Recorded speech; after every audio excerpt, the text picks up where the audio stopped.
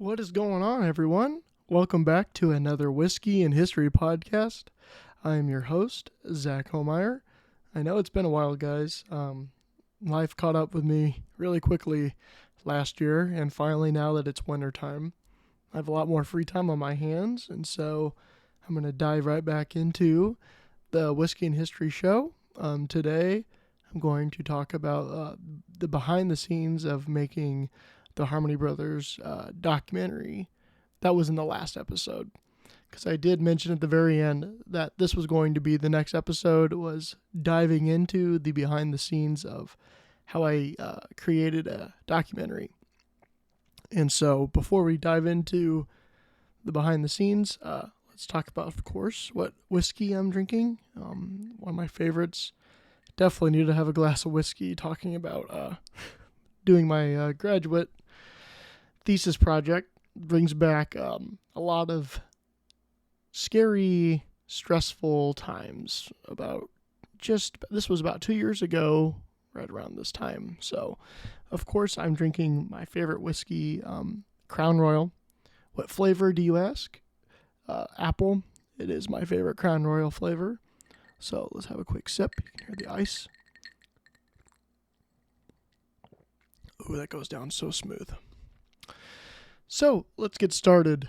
So when it came to deciding what I wanted to do for my thesis, I found out my great uncle had a band. I started doing the research, and I found out all these different cool newspaper articles. Then I said, well, let me go interview the band members and see who's still alive and who isn't. Well, it comes to find out that about 50-50, one of my great uncles did die or pass away a few years back.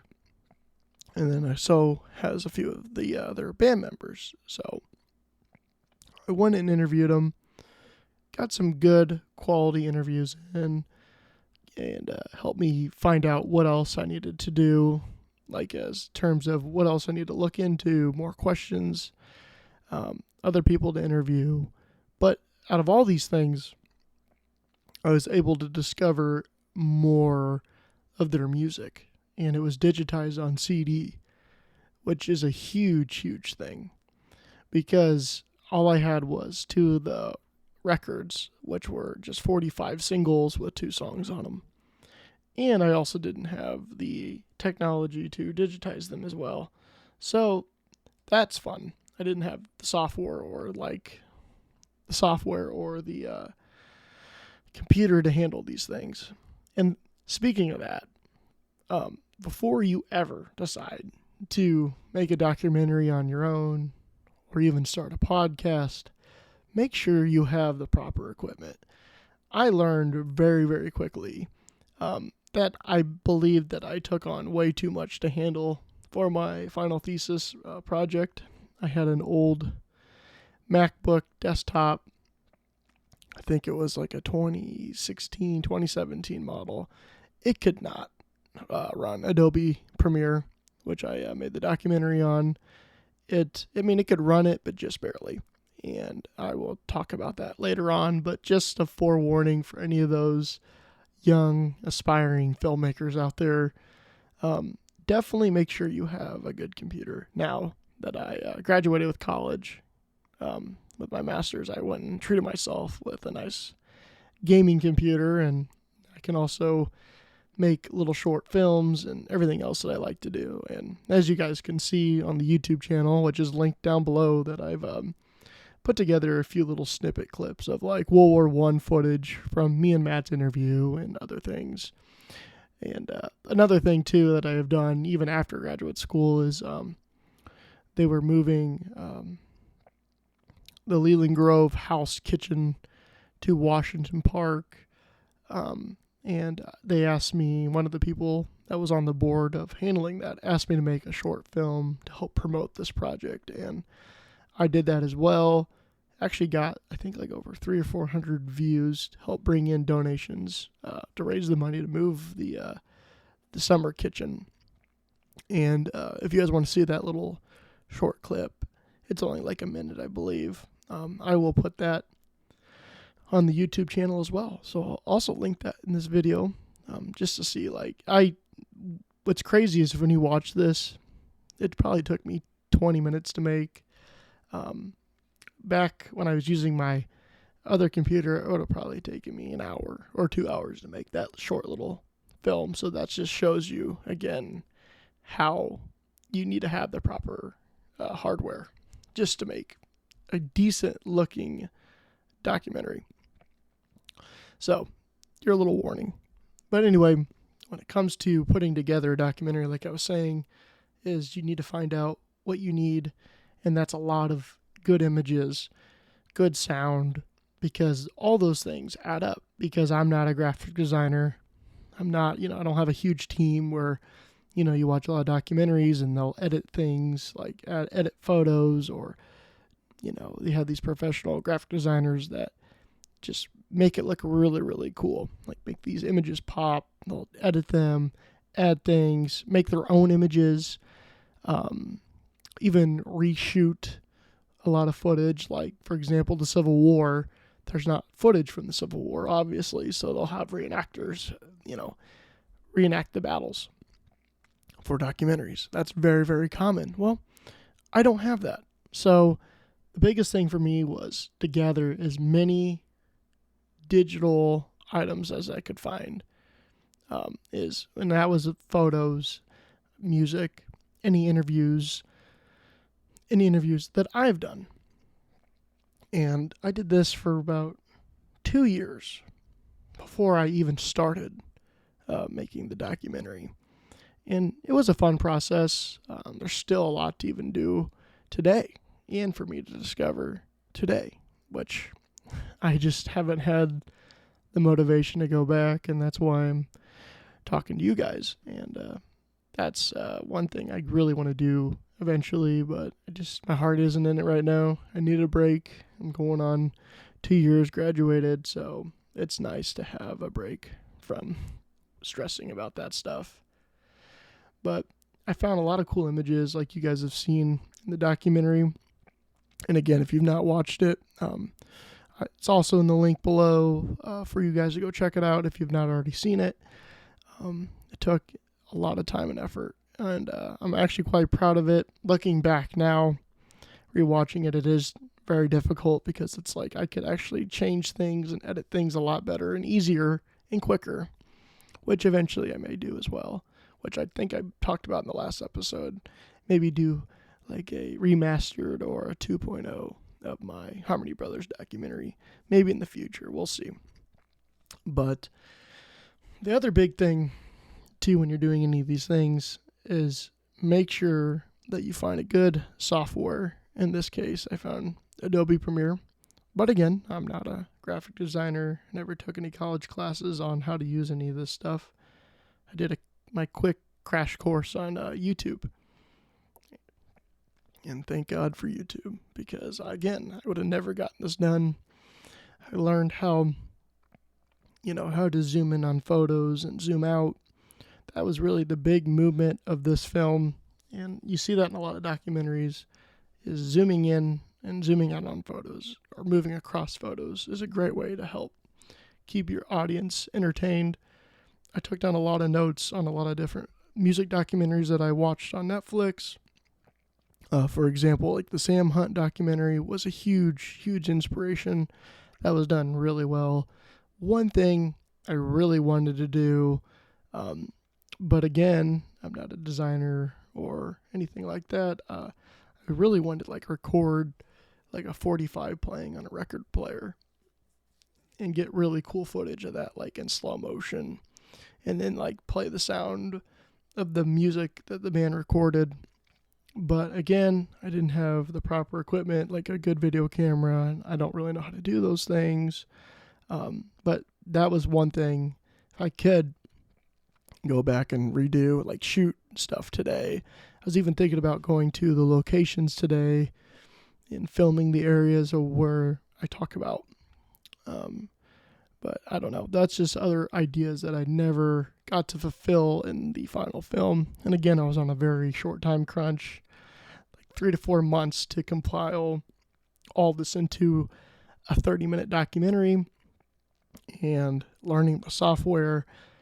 I went on vacation, early February with my fiance, just to calm my nerves before I really took a deep dive into this. And it just really, really helped a lot, because when I came back, I was just focused. And when you are on a time crunch, you spend countless hours. I probably spent over 200 hours plus putting this whole thing together. And another challenge of mine when throwing all this together was to figure out the audio. And I still, to this day, don't know how to figure out the audio. I'm still trying to figure out the audio even for my podcast. If you guys haven't already can tell, I do hopefully sound better on this episode. I did spend some money, bought a good mic. The frustrating thing in the documentary is I did obtain 2 interviews from someone from the University of Illinois at Springfield did prior to me on both my great uncles. Great interviews. Great asset for me to use in the final film. The frustrating thing is, again, when conducting an interview, is you don't want to cut off your guest. That is the biggest challenge on being an interviewer, because you are so excited to pull out information from somebody. You're so in depth in your conversation with them, and you're so eager to learn from them that you tend to cut them off. And unfortunately, this happened with a lot of the footage, even in the film. So one thing I tried to do was to mute the interviewer in different parts of the film. And by doing that, I ended up, making the audio only come out of one side, left or right side of the speaker. If you listen to it on your TV, you'll hear it coming out of just one wave instead of both waves of audio. And I think going back, I should probably just leave it. It's just an annoyance to me, because you miss out on some of the great stories that they tell, or the information that they say, both Ben and Charlie. And so that was frustrating. Another frustrating aspect too was how to edit the quality. Again, these both these documentaries were filmed back in the mid 2000s. Again, camera quality wasn't good, not the best cameras either. Some of the footage is really, really clear, and other parts of it is dark and not so clear. So I had to figure out how to zoom in, because then again, like I said, the interviewer got in the way. In some parts, his head would move in front of the camera angle. The camera just wasn't just straight focused on the interviewee. And so that makes it difficult for me while editing. I had to zoom in on some parts and zoom in and out, and it was frustrating because that was very time consuming. And that's where a lot of my time was focused on, was trying to fix the audio and kind of dealing with the interviewer. And the problem is with my interview with my great uncle, it's good, but he's a lot older. He doesn't remember as much. Again, the video quality is decent, but it just is a little off, because it's not the same time period as his brother when they were both done, and cutting back and forth between the two to me would be odd, I think, and it'd be a little distracting to the viewer that would be watching the film. I don't know. Maybe I'm just crazy. I don't know about that one, but that was another difficult challenge. And unfortunately, I have 3 or 4 hours of footage that I've done just separately with my great uncle Ben. But unfortunately, I didn't get to interview his brother, because I said earlier he passed away, unfortunately, years ago prior to this. So, but the UIS interviewer got some really good, high quality knowledge out of the guys, and so I felt like it was the best footage that I had. So I used it in the film. But anytime you're interview someone, just make sure that you do not cut them off. I even feel like on my podcast that I've done a good job with both Matt and Devin in the previous episodes. I try to let them talk as much as possible. Say very little when they're talking and just nod your head, smile, agree or disagree, and then wait for your chance to speak. That's what did not happen with these interviews. I wish they did, but I had to work with what I had. And if it wasn't for finding these interviews, I would have been completely screwed. Because I thought at the beginning I had enough photos, but actually, in reality, I think it was like 50 or 60 images. That wasn't enough for a 30-minute documentary. When you start getting into the things and start editing, you realize that, 50, 60 images is a lot. But when you start getting into it, no, it's not. Because you usually show every image for about 2 to 5 seconds. Some longer than others. Just depends on the subject matter. But it was stressful. But I was able to make it work. The footage was good. But again, like I said, it was good, but it wasn't. And another interesting aspect too was when I was putting all this together, I still wanted more footage. And going through the 2 interviews done, I was trying to pull out anything I could find in the meantime. And so I did reach out to WCIA news channel in Champaign, Illinois, where they had the footage possibly of Ben and Charlie playing on television from 1959. And I reached out to them through email. Eventually the guy called me, had a great conversation. Unfortunately, they donated all the footage to the Lincoln Library or the Sangamon Valley collection in Springfield, I can't remember, in the 1970s. And all that footage is there in that box of tons and tons of like old VHS tapes and newsreels. And so comes to find out that was absorbed into the Abraham Lincoln Presidential Library and Museum. I reached out to them. Of course, they've never touched it, sitting in a shelf somewhere waiting to be digitized. So there is a possibility that I did discover where there is rare footage of the band playing on television in 1959. I was not able to get a hold of, with the museum in time to digitize it or find an outside source that they would do it. Of course, Abraham Lincoln is their top priority there. So I don't know if that'll ever be digitized or not. Hopefully one day. But reaching out to the news channel on Champaign, he did have a digitized clip of the host from the show. It was like 10 to 12 seconds long, and it was awesome because he was introducing the show that they played on. And it was the hot footage, and the announcer was great, and it shows some of the teenagers dancing. And I said, wow, this is another 12 seconds added to the film. And I explained earlier, every second is crucial in making a documentary, and they add up quick. You don't think in life, 10 seconds is a lot, but when it comes to putting together a 30-minute film, that 10 seconds is huge.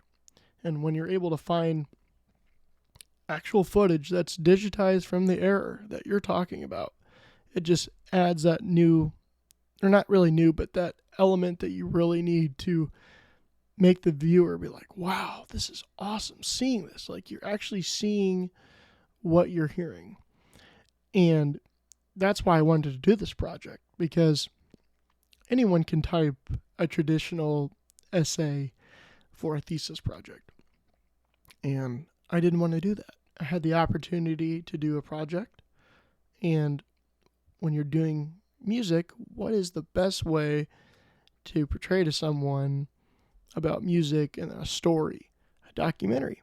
Because there's so many. I mean, if you look at it now, the Beatles have the new Let It Be documentary on Disney Plus. They just had another documentary come out about Abbey Road.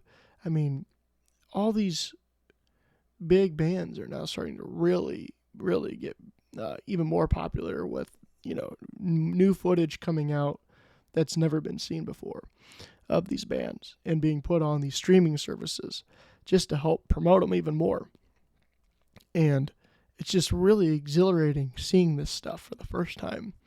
And when you're able to unearth, like I said, 10 to 12 seconds of something that hasn't been seen in literally like 50 plus years, that's to me unbelievable. And I just was excited that I was able to undig that little snippet.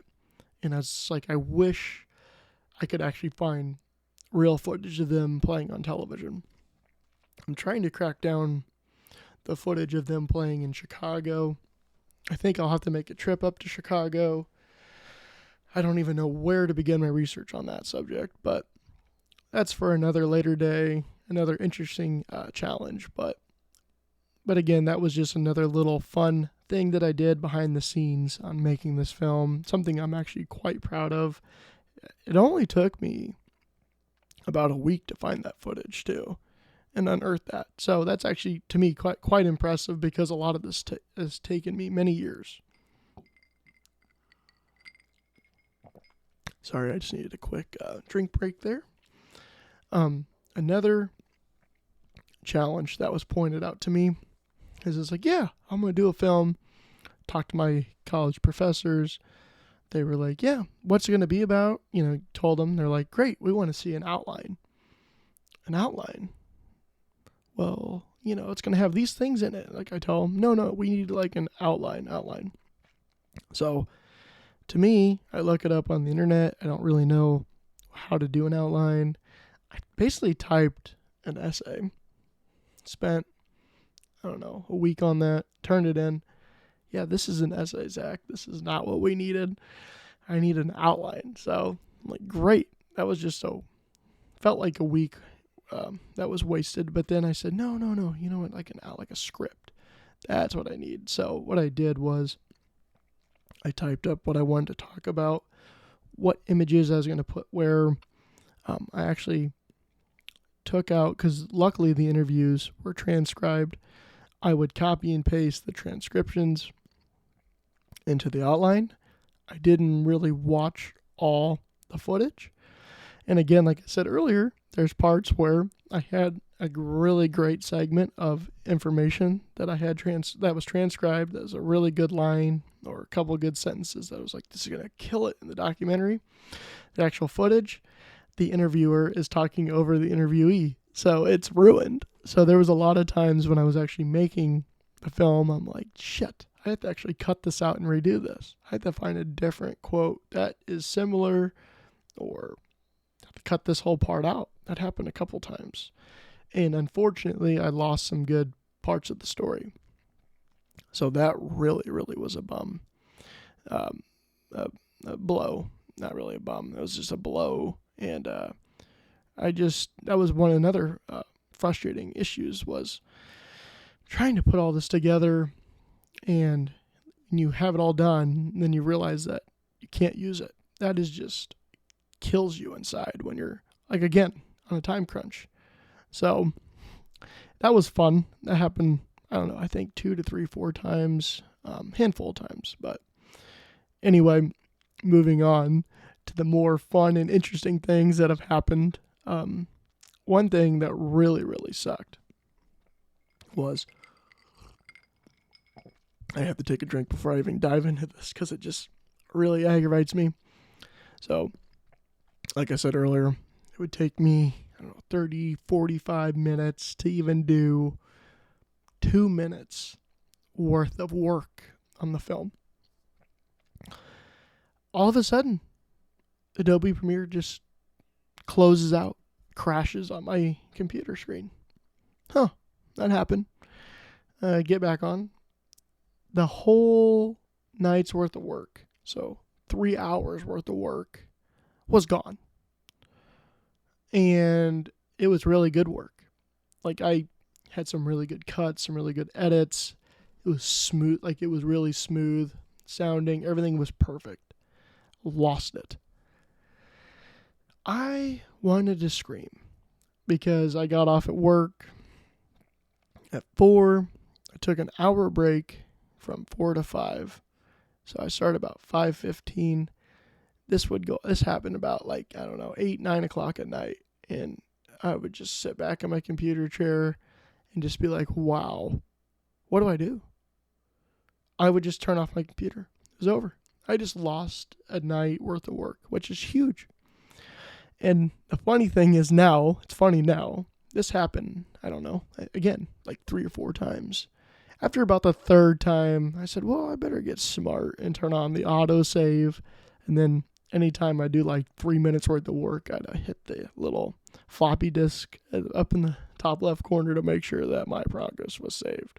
Because I cannot keep losing this, because it crashed probably about 15 times. My computer, again, could not handle Adobe Premiere, and especially when you have layers and layers and layers of images and then songs and then people talking, there's 5 layers just in 3 seconds worth of an image. There's someone talking, then there's background music, and then there's fading in and out of images, all that stuff. And that's what I'm getting into. My next topic is you have to make sure that you have the editing down. Like when it comes to, you want to fade in and out of images, or do you want it to go right into the next image? All these things matter. And I played around a lot with this. I was really, really nervous because when I was doing this, I was spending hours and hours and hours and weeks worth of work. And it's like, I don't know if this is good, bad. I kept sitting here I got 10 minutes done of the documentary. I don't know if it's terrible, good, or bad. My fiance watched it, 100 times. She said it was good. But it's just, when you work on something and you're so tense and nervous and worried, you just don't know. And you're like, it's terrible. You're always your worst critic. I sent it to my mother, and she loved it. I sent it to my dad. He loved it. So then finally, I said, okay, I guess I'm doing something right. So I just kept going with that formula of throwing everything around, kept going through it. Another challenge, too, was narration. When you watch so many films, originally I was going to narrate most of the documentary. Then I decided not to do that, which was a smart decision on my part. I came down to the conclusion, I believe there's 4 segments of narration, and they're usually about 10 to 15 seconds long, maybe 3 or 4 sentences. I said I can do that 3 or 4 times. So I do that, record it. I think it sounds pretty decent. It kind of is like a robot voice. I try to not sound like myself because I hate my voice. It takes a lot of confidence for me to even talk on a podcast. I just think my voice sounds weird. I think we all think that when you hear your own voice. But anyway, I did the narration, slapped it into the film. It's funny because, again, my fiance was like, you sound weird. You don't sound like yourself. You need to talk like yourself. And I did that too. Still didn't turn out good. It sounded professional to my parents, but when it came to my professor listening to it, it didn't sound that good. But the good thing was he was willing to do the narration for the film. And I said, absolutely, please do it. I'm so happy someone offered because I hate my voice and I'd rather have anyone else do it. So I got lucky there, and I really think the narration turned out really good. I'm glad that my professor volunteered for it because I think it adds a little extra flavor to the film. So that part actually turned out really good. Again, when you're making a film, make sure that you understand what you want narrated, if you want to narrate much. Maybe have someone narrate for you if you're not confident, or again, if you're worried about your voice like I am. I'm self-conscious when it comes to that stuff. But I got lucky there, and it was a good experience on that. But after everything was said and done, it was finally time to present the film. And I was so nervous. I got done with it. I took a break from school because basically I didn't have to do anything, so I had like a week off for everyone on my committee to review it, and I was really, really nervous.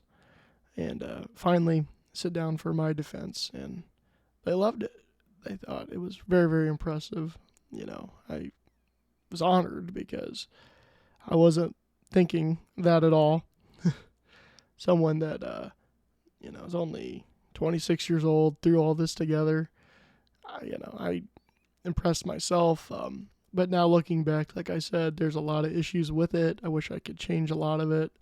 I'm eventually going to do it when I have some more free time. Something I would like to revisit, make some changes, maybe even extend it. But overall, it was a very, very rewarding experience. It was one of the hardest experiences in my life. I don't want to go through that again. But in the end, it taught me a lot. It taught me a lot of self-discipline, how to time manage very well, put together something in a very, very short amount of time. So high tense situations. When you're an adult and go to work, you have to deal with this all the time. So I got to learn that firsthand and basically getting critiqued to a high level as well. Adds another level of stress because when you have that hanging over your head, you want to bring your A game. And I believe that I did do that with this film. I'm quite proud of it. But in the end, it was worth it. And I'm glad I did it because it taught me new skills. It made me more confident in myself. Here I am now 6 episodes into my own podcast. So far, the podcast is going very well. I appreciate everyone listening. But that's just some of the behind the scenes of everything that I threw together for the film. I hope you guys really enjoyed this episode. It's just a little filler.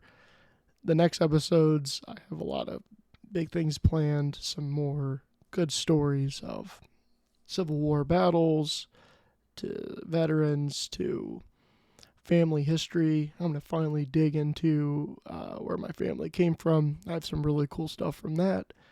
I'm really looking forward to this year, 2023, hopefully to add another 10, 15 plus episodes this year. It's kind of my goal. So hope you guys keep me to it. Keep listening. I really, really appreciate it. Make sure you follow me on Facebook, Instagram, and Twitter. I'm more active on Twitter recently and Instagram. Facebook not as much, but definitely the other 2 platforms. And check out my YouTube channel. All the links are in the description below. So thanks, guys. Hope you enjoyed, and let me know if you want to hear anything else interesting about my graduate school experience. Also, shoot me an email if you have any questions. That's also in the link below. Thanks for listening, and I hope you guys have a wonderful weekend. Bye.